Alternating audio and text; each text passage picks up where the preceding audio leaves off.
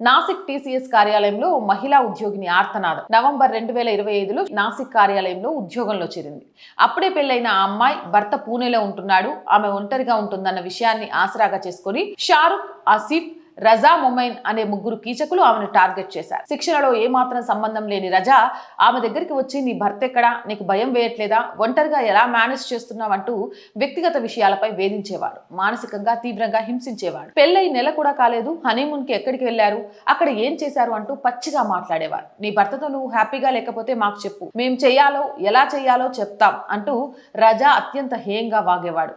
నీకు గతంలో చాలా మంది బాయ్ ఫ్రెండ్స్ ఉండే ఉంటారు కదా, వాళ్ళని ఎలా వదిలేసావంటూ ఆమెను ఆఫీస్ లో అందరి ముందు ప్లేయర్ అని పిలుస్తూ వెక్కిరించేవాడు. నీ భర్త నిన్ను వదిలేసి ఎలా ఉండగలుగుతున్నాడు, అదే మేమైతే నిన్ను అస్సలు వదిలిపెట్టే వాళ్ళం కాదు అంటూ వికృతానందం పొందేవాడు.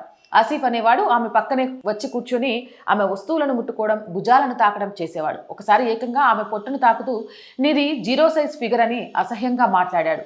ఆఫీస్లోని ఆమెను బలవంతంగా కౌగులించుకోవడానికి ప్రయత్నిస్తే ఆమె అతడిని గట్టిగా నెట్టివేయాల్సి వచ్చింది. నీ భర్త కంటే నేను బెటర్, నాతో బయటికి రా, ఎవరికీ తెలియదు, ఓరల్ గా కూడా చెప్తాను అంటూ ఆసిఫ్ ఒక మృగంలా ప్రవర్తించేవాడు. దీపావళికి చీర కట్టుకొని వస్తే బ్లౌజ్ వెనుక లేస్ తీసేస్తే అంతా కనిపిస్తుంది కదా అంటూ అత్యంత నీచంగా వ్యాఖ్యానించాడు.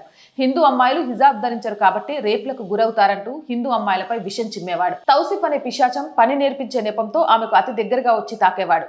ఒకరోజు ఆమె బుగ్గపై తన బుగ్గను ఆనించి ఆమె ప్రతిఘటిస్తే, నీకు పని నేర్చుకోవడం ఇష్టం లేదా, ప్రమోషన్తో ముందుకు వెళ్లడం నీకు ఇష్టం లేదా అంటూ బెదిరింపు ధోరణిలో మాట్లాడాడు. చివరికి ఆసిఫ్ నీ అందం చూసి నీ భర్త నిన్ను పెళ్లి చేసుకున్నాడు, ఇప్పుడు నీలో ఏముంది, నేను కూడా చూస్తాను అంటూ ఆమె పైకి రావడం మతోన్మాదానికి, క్రూరత్వానికి పరాకాష్ట. ఇది కేవలం ఒక అమ్మాయి అనుభవం.